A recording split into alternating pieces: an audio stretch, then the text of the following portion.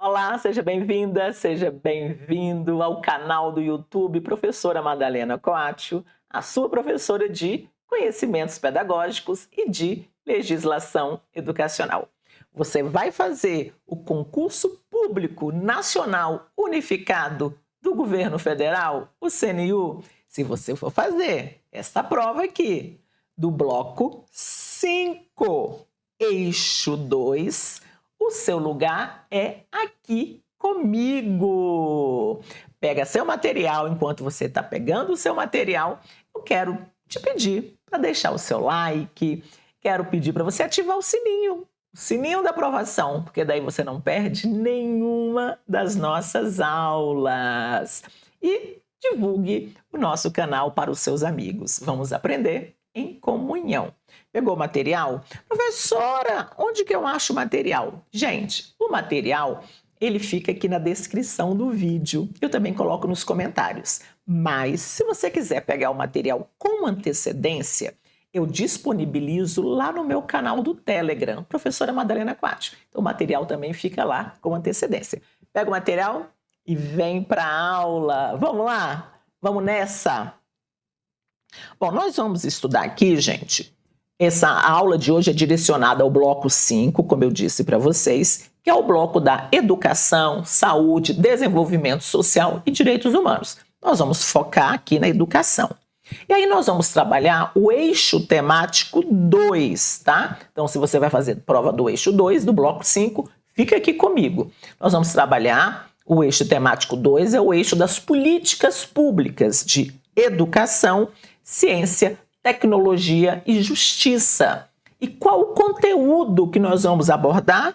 Os fundamentos da educação. Essa aula é uma aula direcionada para o CNU, tá? Mas esse é um conteúdo que está presente em todas as provas. Então, se você estiver me assistindo, eu não vou fazer o CNU. Posso assistir essa aula? Claro que pode, tá bom? Normalmente, nas outras provas, vem como fundamentos da educação, relação educação-sociedade. Fique aqui comigo, pega o material e vamos corrigir a questão de número 1. À medida que a gente for corrigindo as questões, eu vou apresentando conceitos importantes para vocês, tá bom? Então, vamos nessa. A sociologia da educação é a parte da ciência que estuda os processos sociais de ensino e de aprendizagem, ou seja, é a área que explora todos os processos que ocorrem dentro do ensino, desde as relações estruturadas até o papel da escola dentro da sociedade. É necessário pensar que a sociedade, a escola e o ser humano estão diretamente conectados e um exerce influência no outro. A escola tem grande papel na formação do homem, que, por sua vez, tem conexão direta com a sociedade, ou seja, a sociedade nada mais é do que um resultado da educação. A partir da leitura deste enunciado, marque a única alternativa que enfatiza a importância da sociologia para a escola e para a aprendizagem do estudante. Então, letra A. Na sociologia, é necessário entender que, para se fazer uma boa análise sociológica da escola, devemos considerar o contexto local e até mesmo a forma com que o aluno se socializa com a família. E aí, gente, a letra A está certa ou está errada? Gente, a letra A está certinha, tá? Então, dentro da sociologia, para a gente estudar a escola, para a gente estudar a educação, nós temos que considerar, sim, o contexto local. Nós temos que considerar onde aquela escola está situada, onde aquela escola classe 15 de Brasília, onde o Colégio Municipal Cecília Meirelles, onde o Colégio Estadual Machado de Assis se localiza. Então é necessário que se compreenda o contexto local e é necessário, como diz a questão, considerar até mesmo a forma com a qual o aluno e a família se relacionam. Às vezes o aluno vive num contexto de muita pobreza, de violência, de vulnerabilidade. Isso vai influenciar a vida desse aluno na escola? Claro que vai influenciar. Então aqui nós temos a letra A como a certa. Vamos ver por que não é a letra B. A sociologia da educação tem um grande papel dentro da educação. Tem. Que é o de discutir e abordar as igualdades sociais, bem como analisar se a escola é realmente um ambiente próprio para se fazer política partidária. Gente, a escola, a sociologia da educação tem um grande papel dentro da educação? Tem. Que é de discutir, de abordar como as desigualdades sociais elas se manifestam. Agora, a sociologia da educação vai analisar se a escola é um ambiente próprio para fazer política partidária? Não, né, gente? Então, o item B está errado. Vamos ver o item C. O ensino sofreu uma grande democratização, tendo em vista que os números de vaga estão sendo cada vez mais diminuindo. Redação horrível, né? Porém, pesquisas apontam altos índices de aprovação, continuidade na escola e até mesmo alto índice de assiduidade de presença do aluno, o que nos faz pensar se a inclusão está realmente acontecendo. Bom, não é essa letra C, né, gente? Olha aqui o contrassenso, ó. O ensino sofreu uma grande democratização, tendo em vista que o número de vagas está cada vez mais diminuindo. Ora, se o ensino está se democratizando, o número de vagas tem que aumentar. E aqui no final também, ó, as pesquisas apontam altos índices de aprovação, continuidade na escola, alto índice de assiduidade de presença.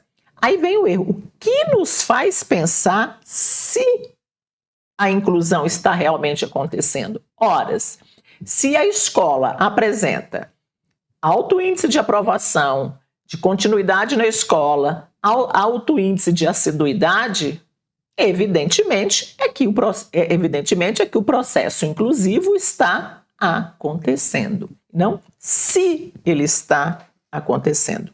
Então não é a letra C, e vamos ver também por que não é a letra D de dado. Pode parecer que a sociologia está apenas apontando os acertos cometidos pelas escolas, mas não é isso. Os sociólogos têm o papel de estudar profundamente a importância da escola e qual o seu papel no mundo, pois eles sabem que a escola é o centro das discussões políticas partidárias do bairro. Gente, a escola não é o centro de política partidária. A escola, a educação, como diz Paulo Freire, ela é essencialmente política, mas não política partidária, né? Então agora vamos para a questão de número 2. Assinale a alternativa que aponta o criador do termo sociologia. Quem criou o termo sociologia? Foi Karl Marx? Foi Max Weber? Foi Augusto Comte? Foi Emile Durkheim? Foi Euclides da Cunha? E aí, o que você marca nessa questão? O criador aí atribui-se a Augusto Comte, a criação aí do termo sociologia. Então, quem criou o termo sociologia a partir da organização do curso Filosofia Positiva em 1839 foi esse camarada Augusto Comte. Vamos para a próxima questão. Aqui ele, ó. Quem é Augusto Comte? Olhem aí enquanto eu tomo água. Augusto Comte é um francês, tá? E ele é o pai do positivismo. O positivismo vai dizer que a única explicação válida é o conhecimento científico. Então, o positivismo despreza as crenças, as superstições, as reflexões filosóficas. E vai dizer que o que vale aqui no positivismo, é o conhecimento, é a ciência, é o conhecimento científico. Então, o positivismo despreza as crenças, as superstições, as reflexões filosóficas e vai dizer que o único conhecimento válido é o conhecimento científico. Questão de número 3. O positivismo foi uma corrente filosófica que exerceu influência significativa em diversas partes do mundo, inclusive no Brasil. Com base nesse contexto, analise as alternativas a seguir. Qual foi o influente pensador positivista que teve um papel fundamental na Primeira República Brasileira e defendeu a adoção do lema Ordem e Progresso na bandeira nacional?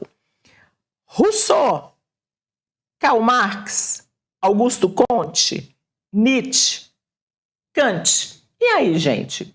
Qual foi o filósofo aqui, o pensador positivista, que teve um papel importante na Primeira República, que defendeu o lema que está lá na nossa bandeira nacional, na bandeira brasileira, que é o lema Ordem e Progresso? Desses pensadores aqui, o que você marca aqui para mim? O Augusto Comte, tá? Então, o Augusto Comte, ele é um positivista, tá? Ele é positivista, como a gente viu no slide anterior.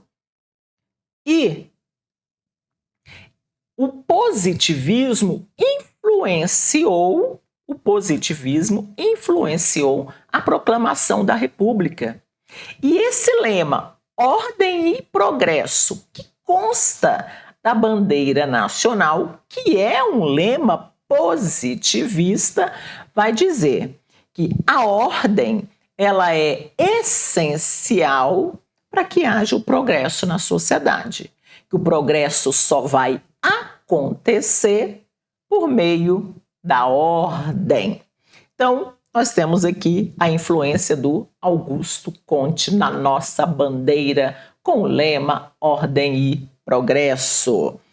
Vamos para a questão de número 4. Leia com atenção. A passagem necessária de todas as nossas especulações por 3 estados sucessivos. Primeiro, o teológico, em que dominam francamente as ficções espontâneas, desprovidas de qualquer prova. Depois, o estado metafísico, caracterizado, sobretudo, pela preponderância habitual das abstrações personificadas ou entidades. Por fim, o estado positivo, sempre fundado numa exata apreciação da realidade exterior. Questão 4. Qual autor que em seu pensamento filosófico estabeleceu a referida lei dos 3 estados? Foi Comte, gente. E quais são esses 3 estados? Deixa eu pegar aqui. Quais são os 3 estados? O primeiro estado é o estado teológico. Então, Comte vai caracterizar o desenvolvimento da sociedade a partir da lei dos 3 estados. Aí o primeiro estado, ou o primeiro estágio, é o estágio teológico, em que vai se dizer que as explicações dos fenômenos da sociedade, Essas explicações da sociedade, dos fenômenos, são dadas por meio da religião, por meio dos deuses, das divindades. O outro estado ou estágio é o metafísico, que é o que vai dizer o seguinte, que explica-se os fenômenos por meio das reflexões filosóficas. E o último estado ou estágio é o estágio positivo. Positivismo positivo, que vai dizer que a única explicação possível dos fenômenos é a explicação científica. Então, quem cria a lei dos 3 estados é o Augusto Comte, como está aqui na questão. Comte está caindo demais, né? Vamos lá. 5. Assinale a alternativa que preencha corretamente e respectivamente as lacunas.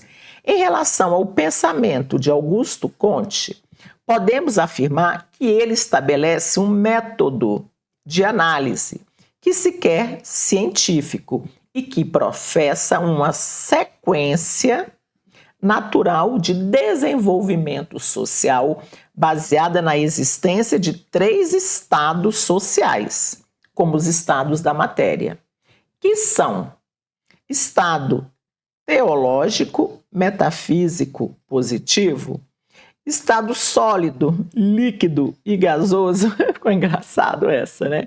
Primeiro estado, segundo estado, terceiro estado. D, estado de coisa, estado de pessoas, estado de espírito. E estado geral, estado particular, estado social. E aí, que letra que vocês marcam? Qual é a sequência dos 3 estados ou dos 3 estágios? É essa aqui, ó. Primeiro o teológico, depois o metafísico e depois o positivo. Olha aqui, ó. Primeiro o teológico, depois o metafísico e depois o positivo ou científico. Vamos lá. Aqui no estágio teológico, como eu já disse, vou repetir para você fixar. Os fenômenos, eles são explicados por meio dos deuses, por meio da imaginação, por meio da religião, por meio das divindades. Aí evolui-se e os fenômenos passam a ser explicados por meio da filosofia, por meio das reflexões filosóficas, que é o estágio metafísico. Aí avança-se um pouco mais e chegamos ao estágio ou estado positivo, que vai dizer que os fenômenos eles são explicados a partir da ciência, a partir da observação científica, a partir dos experimentos científicos, a partir da ciência. Então, esses são os 3 estados estabelecidos aí por Comte, por Augusto Comte. E a sequência é essa. Anotaram aí? Me digam aí se você sabia disso.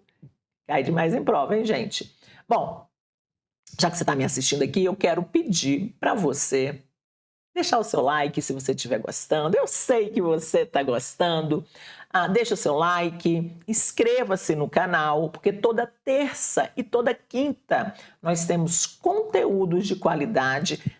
Essa aula de hoje do CNU está indo ao ar na quarta-feira, tá? Mas toda terça e toda quinta tem aula aqui neste canal. E tem uma playlist aqui para vocês maratonarem, porque minhas aulas são melhores do que a Netflix. E vem comigo e vamos para a questão de número 6.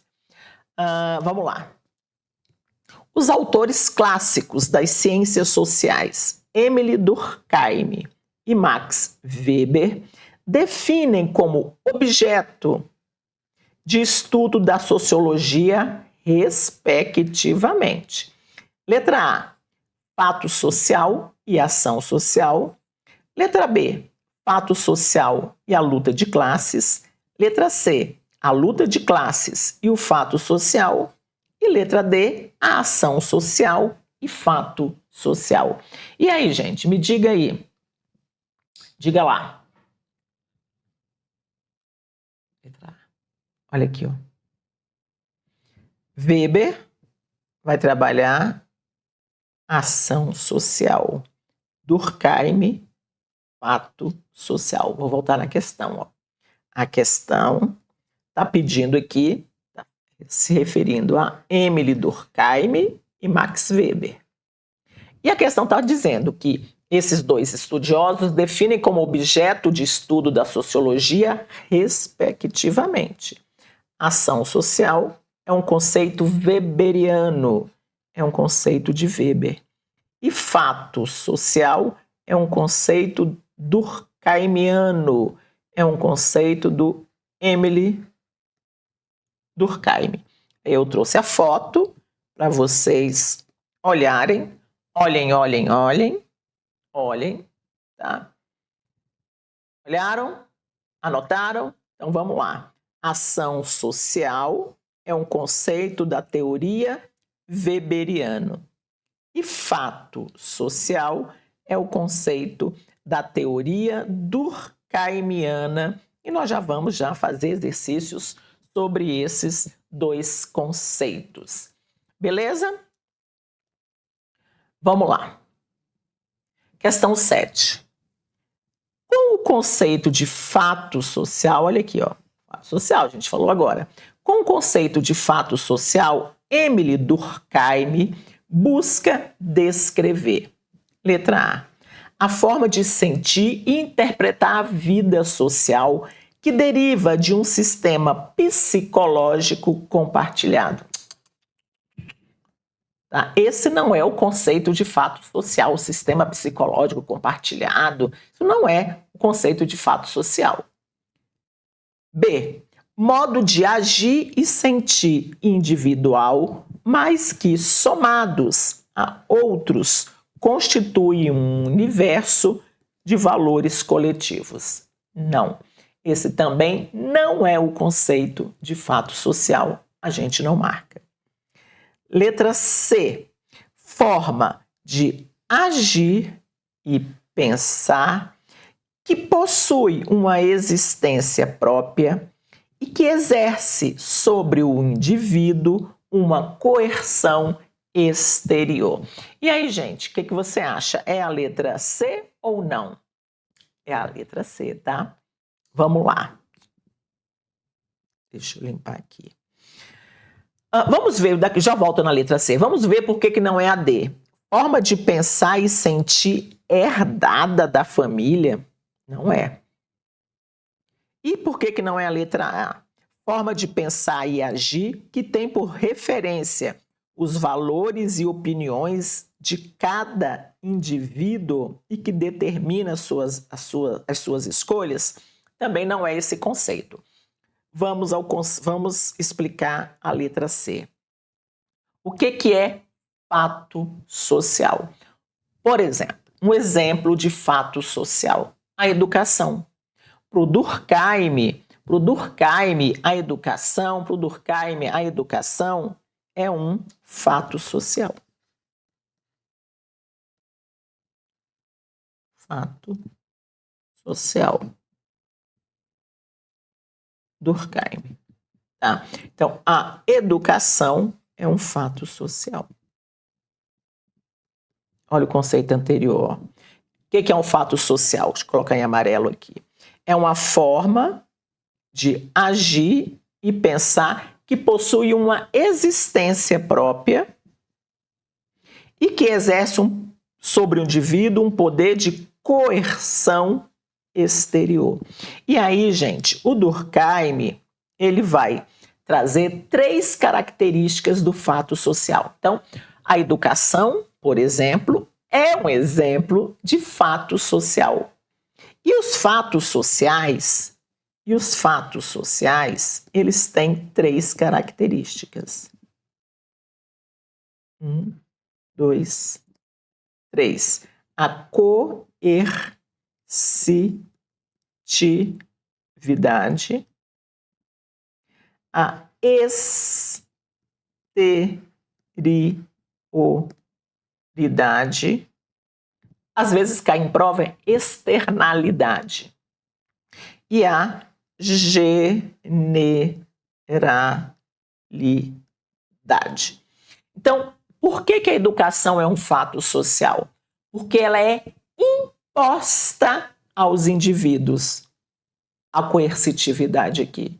Está lá na Constituição, artigo 208, está lá na LDB, artigo 4º, educação básica obrigatória e gratuita dos 4 aos 17 anos. Então, quando a criança faz 4 anos, ela querendo ou não, ela tem que ir para a escola. Então, o Durkheim vai dizer que a educação, ela, em sendo um fato social, ela é coercitiva. Ela é coercitiva porque ela é imposta aos indivíduos. A exterioridade. A educação, como instituição, ela existe antes mesmo da nossa existência. Então, antes da Mariazinha completar 4 anos, a educação como instituição já existia. Então, a educação é um fato exterior à Mariazinha. A educação é um fato exterior à existência da Mariazinha, por exemplo. E a outra característica da generalidade. A educação é para todos, é para a totalidade, é para o geral. Generalidade geral. Então, a educação não é só para 3, 4, 5, meia dúzia de pessoas.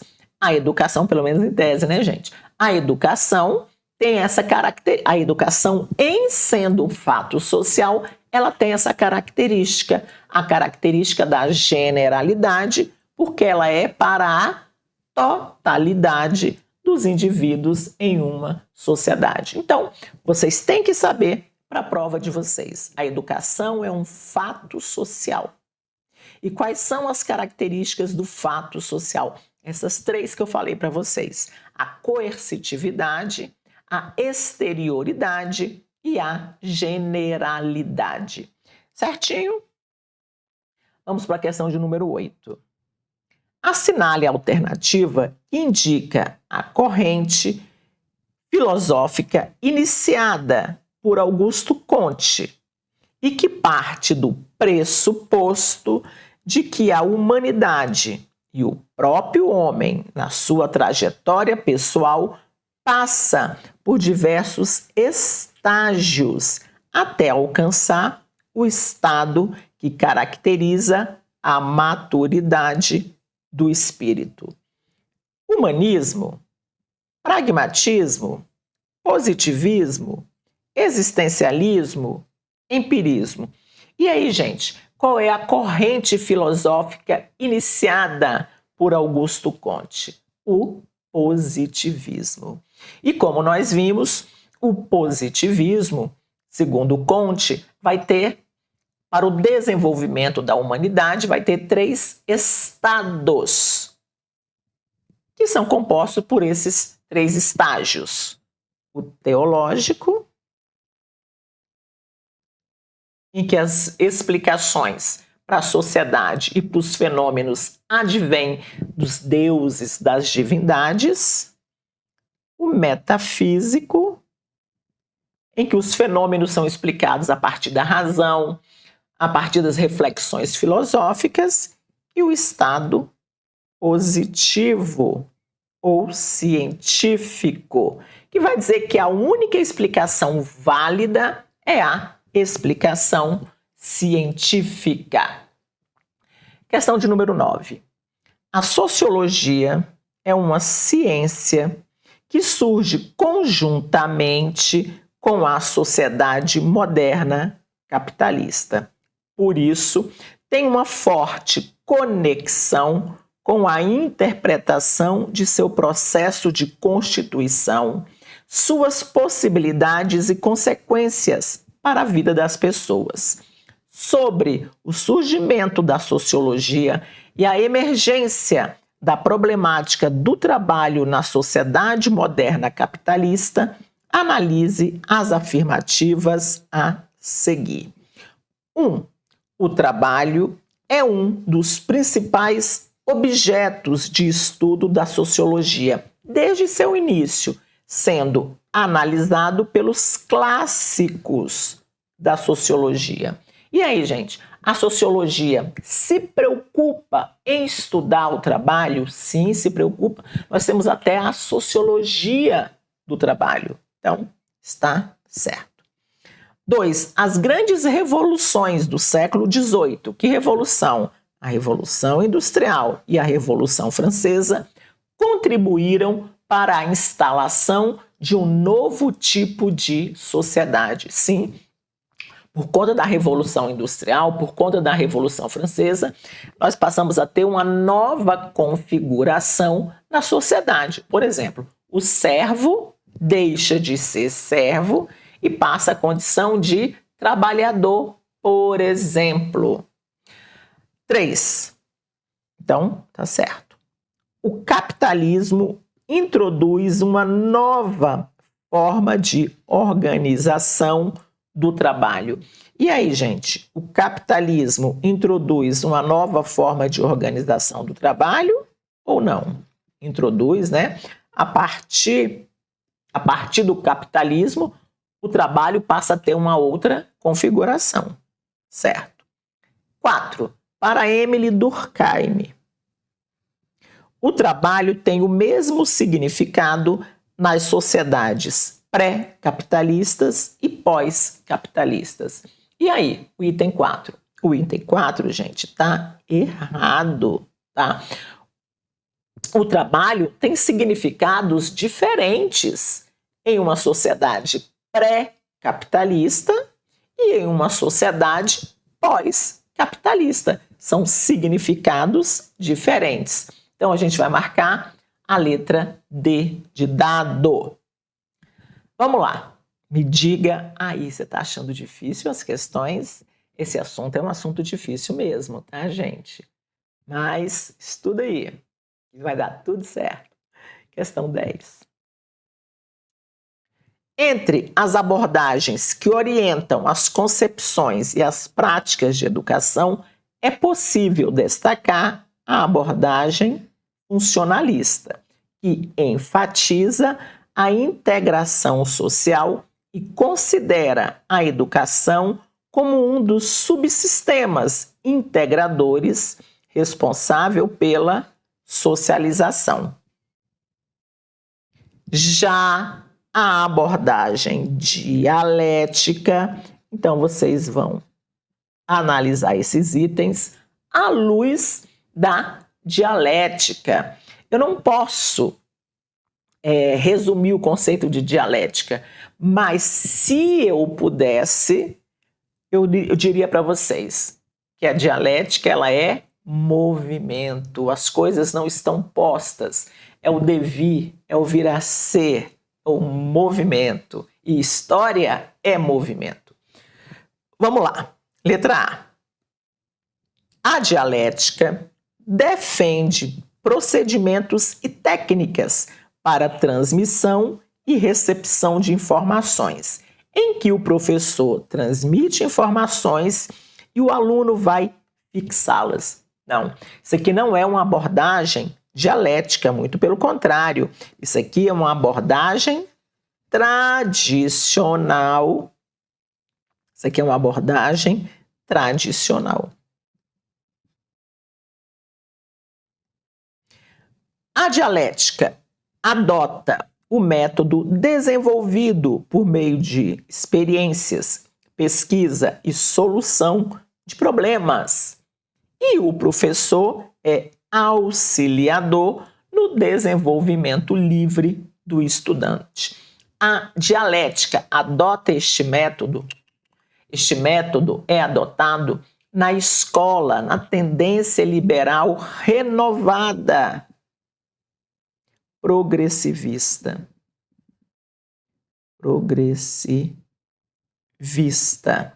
Se você tem dúvida em tendências pedagógicas, aqui no meu canal tem uma série de lives sobre tendências pedagógicas.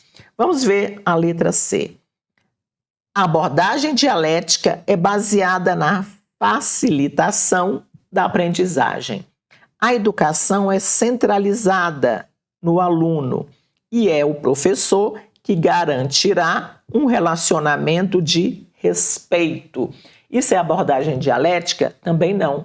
Isso aqui é a abordagem presente na tendência liberal renovada não diretiva. Sobrou a letra D, que é a certa, né? A dialética considera a educação como uma instância de mudança social, de transformação social, voltada para a construção do homem coletivo. Então, a dialética vai reconhecer o caráter contraditório da escola. Vai dizer que a mesma escola que reproduz as desigualdades sociais, essa mesmíssima escola também pode ser palco para a mudança social, também pode ser palco para a transformação social, desde que se tenha um projeto de educação que combata a discriminação, que combata uma escola de qualidade ruim para o filho do trabalhador. Então, a dialética, quando diz aqui que ela se preocupa com a transformação social, a dialética ela vai reconhecer o caráter dialético da escola. E que caráter é esse?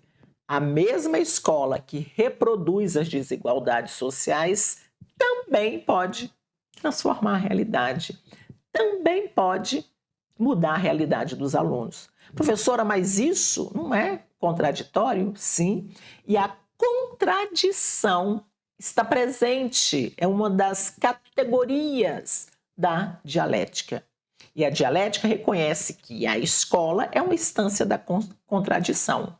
A escola reproduz, mas a escola também transforma. Vamos para a questão de número 11. Baudelot e Stabler construíram uma teoria da escola capitalista, analisando-a como um instrumento de luta encarregado de assegurar a qualquer preço a dominação da ideologia burguesa contra um adversário real, o proletariado. Baudelot e Stabler debruçaram suas análises recorrendo a um importante conceito althusserriano, um importante conceito de Louis Althusser, que concebe a escola como A. trabalho intelectual, B. trabalho manual, C. conhecimento, D. aparelho ideológico do Estado, E. instrumento de trabalho. E aí, meu povo? Qual é a teoria do Louis Althusser? A teoria do Louis Althusser é a teoria do aparelho ideológico do Estado. Então, o que é que a questão está dizendo? Que o Baudelot e o Stabler, já eu falo deles, eles construíram um estudo, uma teoria sobre a escola capitalista. E eles analisam essa escola capitalista a partir de um conceito do Althusser. E qual é a teoria do Althusser? É essa aqui, a escola como um aparelho ideológico do Estado. Então, o Althusser vai dizer que o Estado, para manter o status quo, o que é o status quo? É manter a sociedade do jeito que ela se encontra, ricos cada vez mais ricos, à custa de pobres cada vez mais pobres. Então, que o Estado tem aparelhos, e ele vai dividir em dois. Os aparelhos repressivos do Estado e os aparelhos ideológicos do Estado. Então, para se manter o status quo, se faz isso por meio da repressão, por meio da força, por meio da coerção. Coerção, tá certo? Tá. Então, gente, e quais são os aparelhos repressivos do Estado? Polícia, tribunais, as leis, as forças armadas. Mas, para se manter o status quo, o Estado também faz isso por meio das ideias, que são os aparelhos ideológicos do Estado. E quais são os aparelhos ideológicos do Estado? Família, os meios de comunicação, sindicatos, partidos políticos e a nossa velha e querida escola. Então, para o Alto Sé, a escola é um aparelho ideológico do Estado. Por quê? Porque a escola ela promove a inculcação ideológica. Ela faz a cabeça, põe na cuca. Promove a inculcação ideológica. Faz a cabeça dos alunos a favor das ideias da burguesia. Promove a inculcação ideológica. Põe na cuca, põe na cabeça dos meninos a favorabilidade às ideias da burguesia. Impõe essa ideologia da classe dominante às classes dominadas. Por isso que a escola é um aparelho que dissemina as ideias da burguesia. E ao fazer isso, se mantém o status quo. Então, para o Alto Sé, para se manter o status quo, o Estado tem dois aparelhos. Os repressivos, que vai manter o status quo, manter a sociedade do jeito que está, por meio da repressão, por meio da força e por meio da coerção. E os aparelhos ideológicos do Estado, que vai manter o status quo por meio das ideias, por meio da inculcação ideológica. E os aparelhos ideológicos do Estado são a família, as fábricas, os sindicatos, os meios de comunicação, os partidos políticos e a nossa velha e querida escola. Avançando, questão 12. Questão 12. Acerca das teorias dos pensadores da sociologia e da relação educação e sociedade, julgue os itens a seguir. Em Karl Marx, a educação deve comportar 3 aspectos: o intelectual, o corporal, tal como nos exercícios de ginástica, e o tecnológico, abrangendo os princípios gerais e científicos de todos os processos de produção. E aí, o item 12, o que você marca? Item 12, gente, tá certinho, né? O Marx, ele propõe uma educação múltipla, tá? Uma educação múltipla, unilateral, que vai envolver o intelectual, como está aí na questão,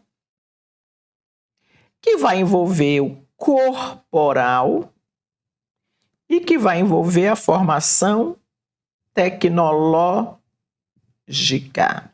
Então, o Marx ele vai dizer que a educação tem que englobar essas 3 formações, esses 3 aspectos: o intelecto, o corpo, né, a ginástica, o corpo, e o tecnológico, e que deve abranger os princípios gerais do conhecimento e também os científicos de todos os processos de produção. Lembrando que nós estamos falando da Alemanha, estamos falando de século XIX, tá? Então, o que vocês têm que saber? Que o Marx, ele propõe, né, que a educação deva ser múltipla, que vai envolver essas múltiplas formações: a intelectual, a formação corporal e a formação tecnológica. Questão 13. Émile Durkheim via a educação como um esforço contínuo para preparar a criança para a vida em comum, suscitando e desenvolvendo certos estados físicos, intelectuais e morais exigidos pela sua sociedade. E aí, questão 13, o que você marca? Tá certa, tá errada, tá errada, tá certa? Opa. A questão 13, gente, perdido aqui. A questão 13, ela tá certinha. Esse aqui, gente, é um conceito do Emile Durkheim. Eu quero que vocês prestem bastante atenção, tá? Então, o Durkheim vai dizer que a educação tem que se esforçar continuamente para quê? Para preparar a criança para a vida comum, suscitando, despertando e desenvolvendo os estados físicos, os estados intelectuais e os estados morais que a sociedade exige. Meu povo, eu quero que vocês prestem bastante atenção aqui nessa lâmina, tá?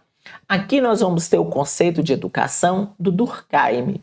Este conceito cai demais em prova. Cai muito, muito, muito, muito mesmo em prova, tá bom? Então, o que é educação para o Emile Durkheim?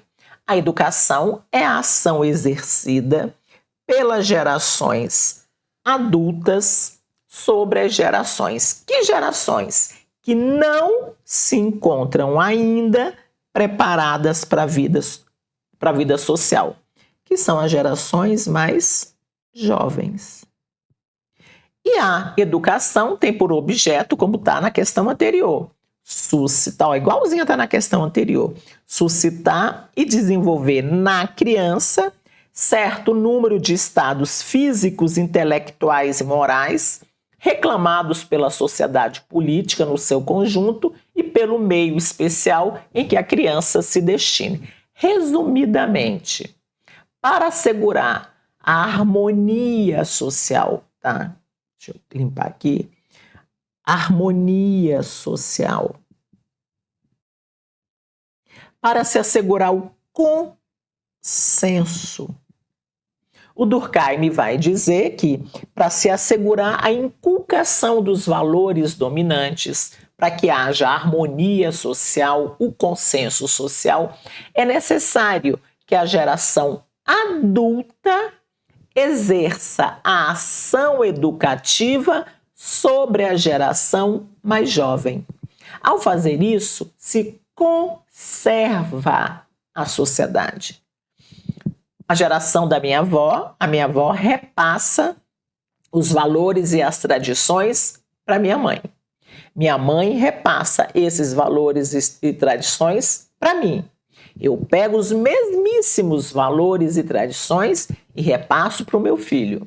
O meu filho pega esses mesmíssimos valores e tradições e repassa para minha neta. Nós temos aqui 5 gerações em que os valores foram repassados, em que a geração adulta exerceu a ação de educar a geração mais jovem. Ao se fazer isso, gente, se inculca os valores dominantes e se promove a conservação da sociedade, porque uma geração foi repassando as tradições culturais e os valores para as gerações mais jovens. Então, esse conceito de educação de Durkheim, olha o olhinho aqui, vocês têm que saber antes de ir para a prova.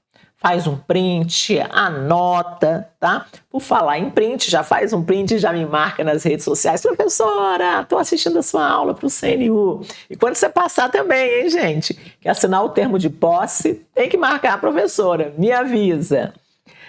Bora para a próxima questão.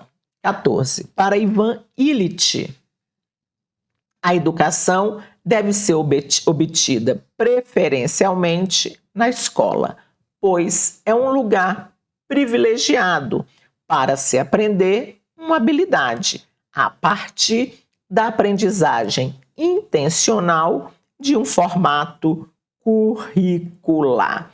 E aí, esse item 14 está certo ou está errado? Me diga aí. Esse item 14, ele está errado. Sério, professora? Sério. Nós estamos falando aqui do Ivan Illich. Aí está dizendo que para o Illich a educação deve ser obtida preferencialmente na escola.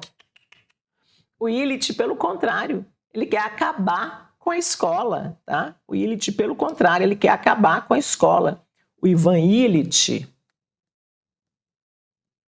deixa eu ver se é assim que escreve Illich, são 2 L's. O Ivan Illich,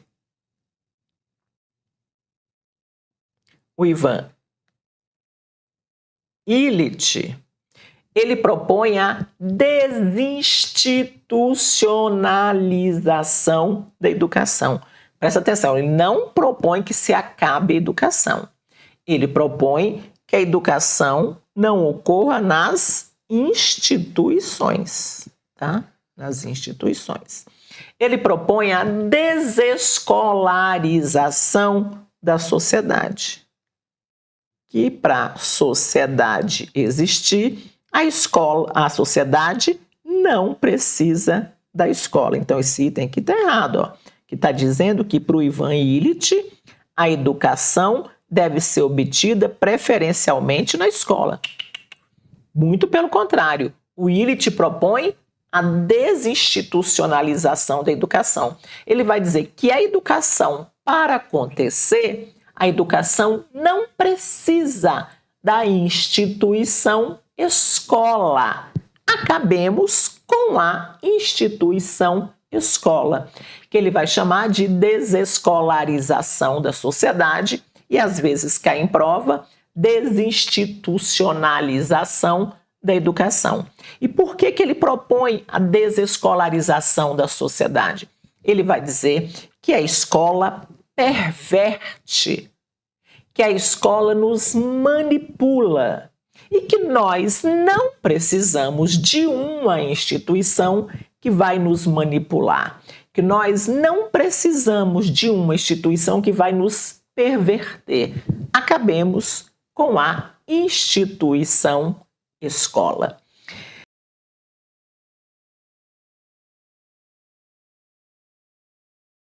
Meu povo, estão gostando da aula? Se você estiver gostando da aula, e eu sei que você está gostando, quero pedir para você se inscrever no canal, ativar o sininho e deixar o seu like. Toda terça e toda quinta, às 20 horas, tem sempre uma aula novinha para você.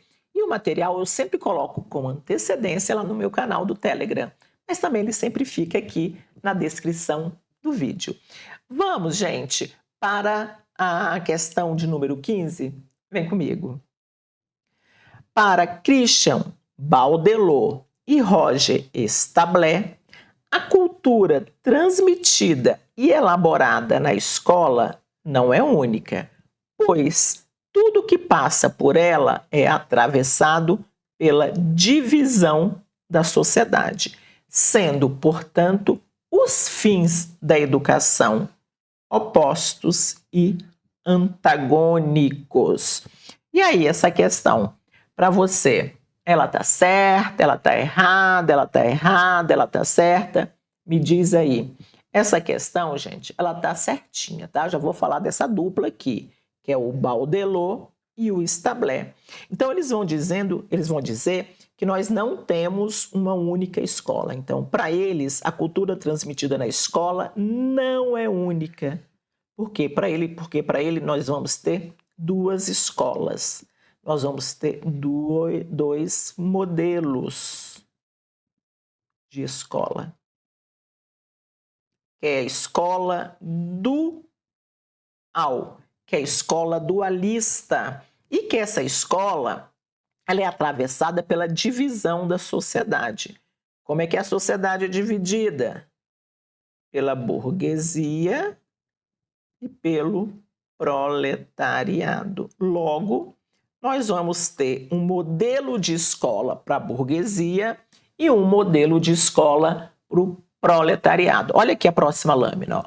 Então, essa dupla, o Baudelot e o Stabler, eles são autores da teoria da escola dualista, que vai dizer que a escola é dual. Du vem de 2, tá? Dual. Nós temos 2 redes, 2 modelos de escola. A rede PP, primário profissional, que vai formar o pobre, que vai formar o proletariado. E a rede SS, secundária superior, que vai formar o rico, que vai formar a burguesia. Então eles vão dizer, olha, a escola não é única, a escola ela é dual. A escola tem duas redes. Uma escola para formar o pobre, que é a rede PP, primário profissional, que vai formar, por exemplo, o pedreiro. E outra rede e outro modelo de escola, que é a rede SS, secundária superior, que vai formar a burguesia, que vai formar, por exemplo, o engenheiro. E ao termos uma escola dual, nós reforçamos a divisão do trabalho entre os que pensam e os que executam. Essa é a teoria do Baudelot, como está na questão 15, e do Establet, que é uma dupla. Beleza, meu povo? Certinho? Bom, vou terminar a aula de hoje agradecendo a presença de cada um e de cada uma aqui no meu canal do YouTube. E já quero deixar aqui uma mensagem para vocês. Vão para cima nessa prova do CNU, porque todo mundo passa, meu povo, em concurso público. Tudo vai dar certo para vocês aí no CNU, no concurso público nacional unificado do governo federal. Vocês vão gabaritar tudo, meu povo. Tchau, tchau, gente.